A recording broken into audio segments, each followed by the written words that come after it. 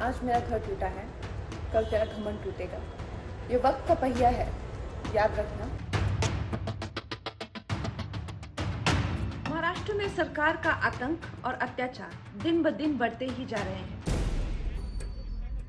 मुंबई की गर्मी से भले ही कंगना वापस मनाली की ठंडी वादियों में पहुंच गई हों, लेकिन कंगना के तेवर ठंडे नहीं पड़े। महाराष्ट्र सरकार पर कंगना का हमला नॉन स्टॉप जारी है। ट्वीट के रूप में एक के बाद एक तीखे तीर कंगना के तरकश से निकल रहे हैं। कंगना ने एक बार फिर ट्वीट कर शिवसेना को सोनिया सेना बोला, तो वहीं साफ किया कि अगर देवेंद्र फडणवीस होते तो महाराष्ट्र में ऐसा नहीं होता। कंगना उद्धव तक नहीं रुकी, बल्कि अब मुंबई से आने के बाद उनके निशाने पर आदित्य ठाकरे भी हैं। महाराष्ट्र सरकार के मुख्यमंत्री की समस्या ये है कि मैंने मूवी माफिया सुशांत के हत्यारों और उनके ड्रग रैकेट का पर्दाफाश किया, जो उनके प्रिय बेटे आदित्य ठाकरे के साथी हैं। यही मेरा बड़ा अपराध है, लिहाजा वो मुझे ठीक करना चाहते हैं। ठीक है, देखते हैं किसको कौन ठीक करता है। कंगना जब तक मुंबई में थीं, तब तक रोजाना उन्होंने उद्धव सरकार पर निशाना साधा। जब मुंबई छोड़ी तो भी अपने तेवर दिखा दिए। फ्लाइट पर बैठते ही कंगना ने बता दिया कि वो मुंबई से लौट जरूर रही हैं, मगर उनकी लड़ाई अभी जारी है। भारी मन से मुंबई छोड़ रही हूँ। इन दिनों जिस तरह से मुझे डराने की कोशिश की गई, लगातार हमले हुए, बदसलूकी हुई, दफ्तर के बाद मेरे घर को तोड़ने की कोशिश, मेरे चारों ओर हथियारबंद सुरक्षा घेरा रहा, उसके बाद मैं ये कहना चाहूंगी कि पीओके वाला मेरा बयान सही था।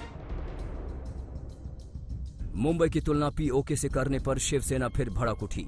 पार्टी नेता और महाराष्ट्र के परिवहन मंत्री ने धमकी दे डाली।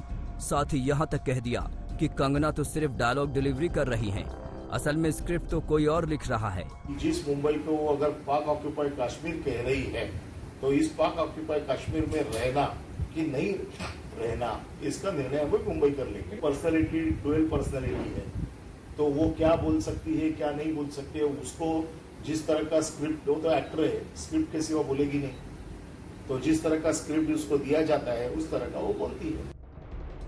उद्धव के मंत्री अनिल परब का बयान सुना आपने? उनका निशाना बीजेपी की ओर है, क्योंकि कंगना के हर बयान का बीजेपी ने समर्थन किया है।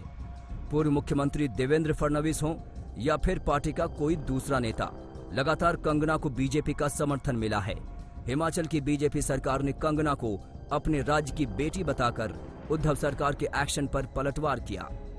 आपने देखा भी होगा कि वो बोलने तक ही जो है वो वहाँ की शिवसेना सरकार, कांग्रेस की सरकार जो है वो सीमित नहीं रही।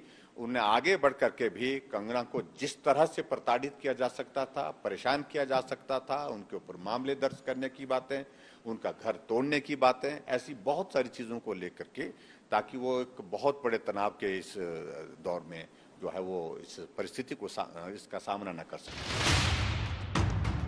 महाराष्ट्र और हिमाचल सरकार की जुबानी जंग के बीच कंगना मनाली पहुंच चुकी हैं। अब वो अपने घर पर 10 दिनों तक क्वारंटीन रहेंगी।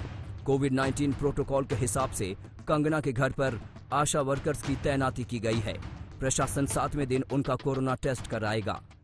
मेरे सर इनका बायोडाटा लेना है मैंने, कंगना जी का, और इनको होम क्वारंटीन करना है 10 दिनों के लिए। गाइडलाइन के अनुसार 10 दिन के लिए इनको होम क्वारंटीन करना।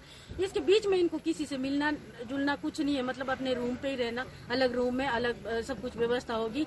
और जो 7 दिन के बाद जो हम 7 दिन के अंदर कोविड-19 का टेस्ट करेंगे। घर वापसी करते ही कंगना ने उद्धव सरकार पर एक और वार किया। उन्होंने कहा कि माफिया प्रेमी भ्रष्ट सोनिया गैंग नहीं, बल्कि देवेंद्र फडणवीस सीएम होते तो मुंबई पुलिस सही तरीके से काम की होती। इन नए आरोपों के बाद से अंदाजा लगाया जा सकता है कि महाराष्ट्र सरकार और कंगना की लड़ाई अभी थमने वाली नहीं। पंकज उपाध्याय के साथ आशुतोष मिश्रा, मुंबई आज तक। नमस्कार, मैं हूं अंजना ओम कश्यप। हमें उम्मीद है ये वीडियो आपको पसंद आया होगा। लेटेस्ट खबरों के लिए यूं ही देखते रहिए आज तक, और इस वीडियो के पसंद आने पर लाइक, शेयर एंड सब्सक्राइब करना ना भूलें।